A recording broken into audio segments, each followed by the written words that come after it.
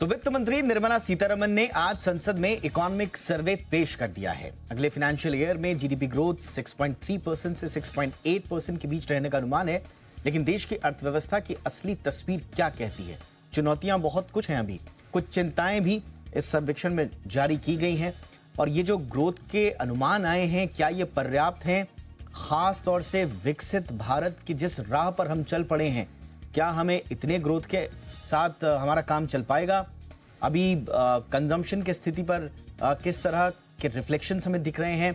आगे क्या कुछ चुनौतियां होंगी? और फिर ओवरऑल इकोनॉमिक सर्वे से क्या कल के बजट के लिए कुछ संदेश, कुछ संकेत दिख रहे हैं? क्या दिग्गजों के साथ डिकोड करेंगे पूरे आर्थिक सर्वेक्षण को?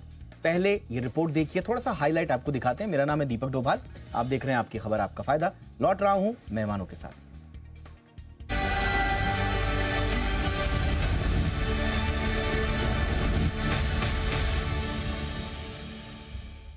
को प्रेजेंटेड बाय SBI, हर भारतीय का बैंक।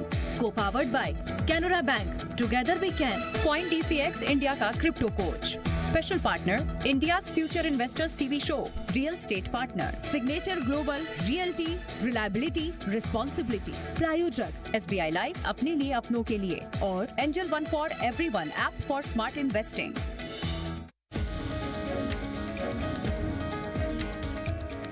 बजट से पहले वित्त मंत्री निर्मला सीतारमण ने इकोनॉमिक सर्वे 2025 को संसद में पेश किया।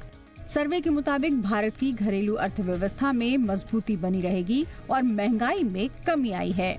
इकोनॉमिक सर्वे के मुताबिक फाइनेंशियल ईयर 2026 में भारत की जीडीपी ग्रोथ 6.3% से 6.8% के बीच रहने का अनुमान है। वहीं रिटेल महंगाई फाइनेंशियल ईयर 2024 में 5.4% थी, जो अप्रैल दिसंबर 2024 में 4.9% हो गई। सर्वे में कहा गया है कि खराब मौसम, कम उपज के चलते सप्लाई चेन में बाधा आने से खाने पीने की महंगाई बढ़ी।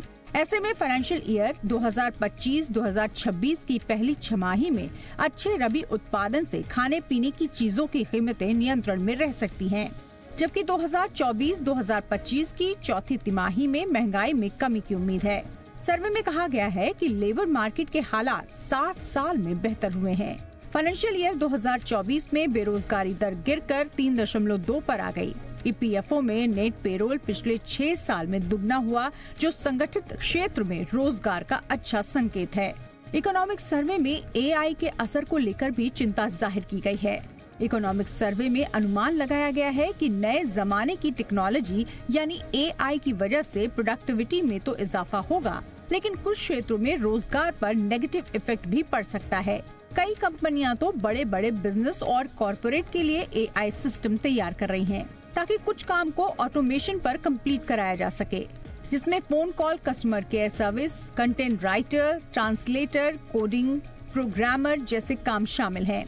आने वाले दिनों में AI और भी सेक्टर तक पहुंचेगा और उन सेक्टर्स के कर्मचारियों की नौकरी के लिए खतरा पैदा करेगा।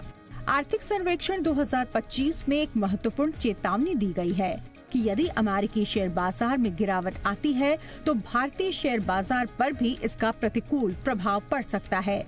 इसका प्रमुख कारण अमेरिका में ऊंची वैल्यूएशन और सकारात्मक बाजार धारणा है। रिपोर्ट में ये भी बताया गया है कि यदि भारतीय बाजार में गिरावट आती है तो ये नए और युवा निवेशकों के लिए एक बड़ा झटका साबित हो सकता है। कुल मिलाकर देखें तो आर्थिक सर्वेक्षण भारत की डोमेस्टिक ग्रोथ और ग्लोबल चैलेंजेस के बीच स्थिरता के लिए आर्थिक सुधारों में तेजी लाने को प्राथमिकता देता है। सर्वेक्षण के मुताबिक इसके लिए उदारवादी नीतियों के साथ आगे बढ़ना होगा।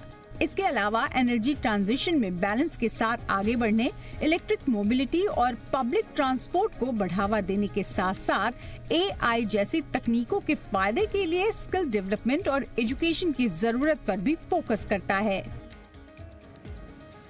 ब्यूरो रिपोर्ट, जी मीडिया।